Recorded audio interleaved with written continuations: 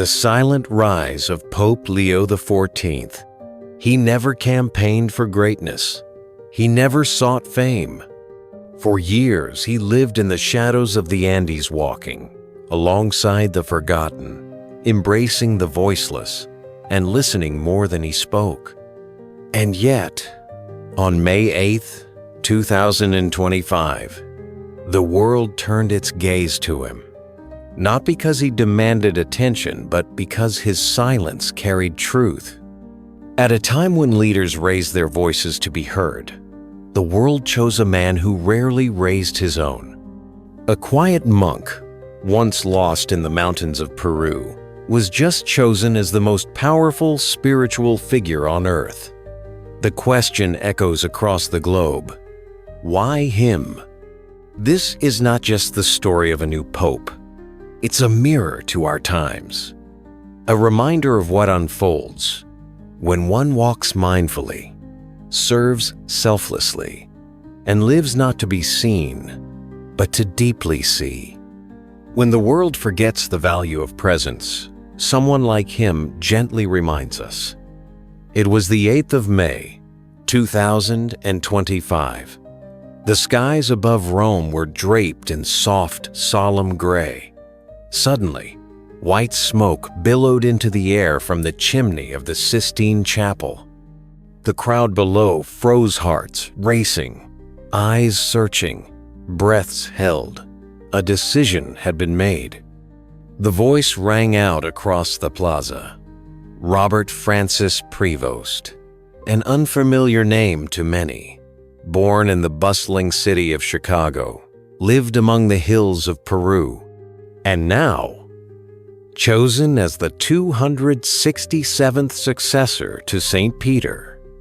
His papal name, Leo XIV. He appeared before the crowd not with grandeur, not with fanfare, but with grace. He looked out, and with a calm that stilled the square, he spoke, "Peace be with all of you." There were no dramatic declarations, no sweeping proclamations, just a man standing fully present, and in that quiet moment, a world fatigued by noise finally found stillness. And this mindful beginning is only the first breath of a much deeper story. From a quiet greeting that hushed the world, we now look back at the journey that shaped such stillness. The missionary who chose simplicity. Robert Francis Prevost was never molded by privilege. He wasn't born into power, nor did he chase it. He studied mathematics, played the guitar, and laughed often with friends. A humble, curious soul, drawn not to recognition but to meaning. As a young man, he joined the Augustinian order, choosing a life of spiritual discipline. But instead of rising through ranks or seeking influence, he made a quiet decision that few understood.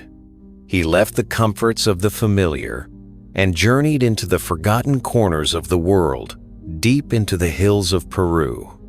For nearly 2 decades, he walked dusty paths lined with wildflowers and silence. He entered homes built of clay, a sacred humanity. He sat with grieving mothers in hushed spaces of sorrow. He shared humble meals with children whose names the world never knew. And when he prayed, he didn't raise his voice, because he understood that presence speaks louder than words ever could. He never spoke of mindfulness, because he lived it. He was the kind of soul who showed up not to be remembered, but to remember others. And it was in that quiet remembering that the seeds of leadership took root not through force, but through gentle fidelity. This quiet chapter of his life whispers something deeper about who he is, and now, as we move forward, we begin to understand why he chose the name Leo. Why Leo matters. When asked what name he would take as Pope, he didn't hesitate. His response was quiet but deliberate. Leo, more precisely, Leo XIV. But why this name? What legacy does it hold? To understand, we must look back more than a century. Pope Leo XIII, who led the Church over 120 years ago, was known for his unwavering voice, not for the powerful, but for the powerless. He spoke boldly for workers, for the poor, for those forgotten by society and crushed by the machinery of greed. So when Pope Leo XIV chose this name, he didn't need to explain. His message was embedded in history. He was aligning himself not with prestige, but with purpose. Not with grandeur, but with grounded justice. In a time when names are often chosen for symbolism or spectacle, his choice was a whisper of solidarity. I stand with those no one notices. It wasn't a performance. It was a continuation of a quiet resistance, a humble alignment with justice, simplicity, and strength that doesn't roar, it radiates. And as we move forward, we'll begin to see how this name isn't just symbolic, it's prophetic. It reveals not just who he is, but who he's here to serve. A name rooted in compassion, a legacy built on quiet justice. But beyond symbolism, Pope Leo XIV's strength lies in something even deeper: how he leads. The power of mindful leadership. There are two kinds of power that shape our world. The first is power that dominates, the kind that demands obedience, crushes opposition, and seeks to control outcomes through force. The second is power that heals, a strength born not from ego but from empathy.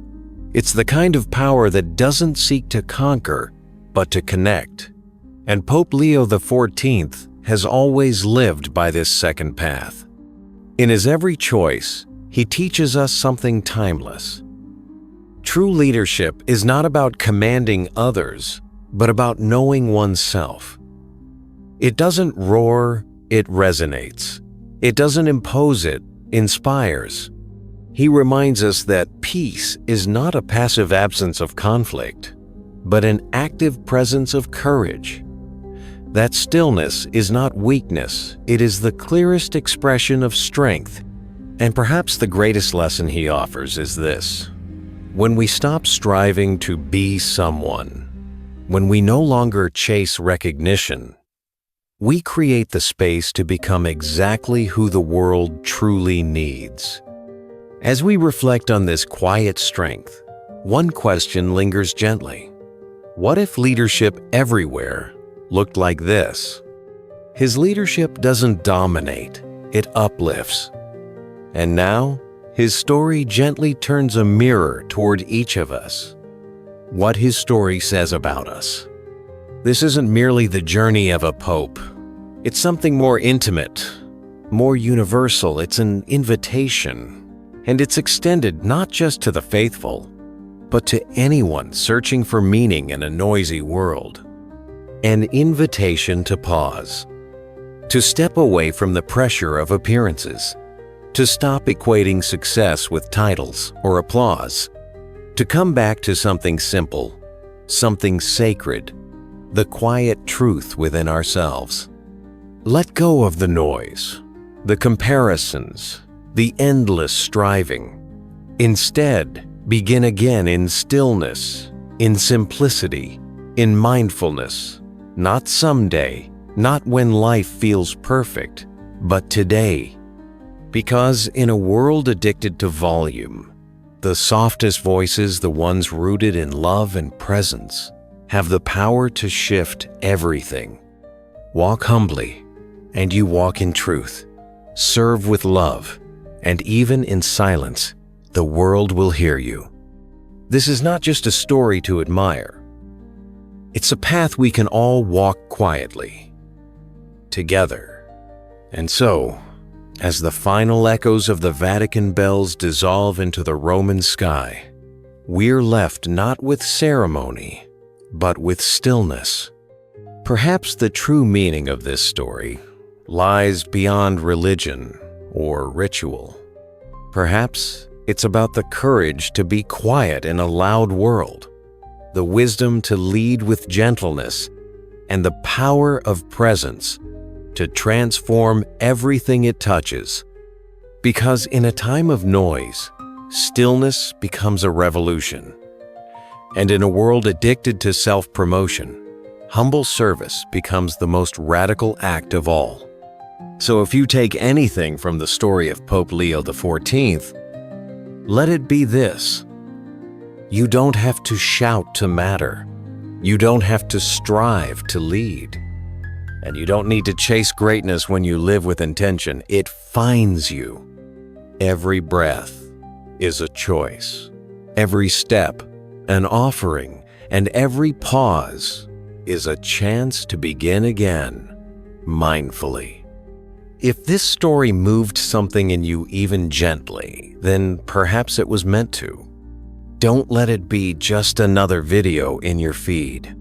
Let it be a moment to slow down, to reflect, to realign.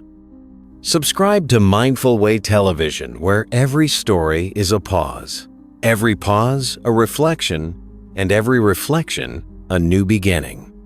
If this message resonated, please share it with someone who may need peace today. Leave a comment to let us know how it touched you. Your words help us grow, heal, and serve better. And if you're ready to go deeper, stay with us. The next story may just meet you where you are. Thank you for walking this mindful path with us.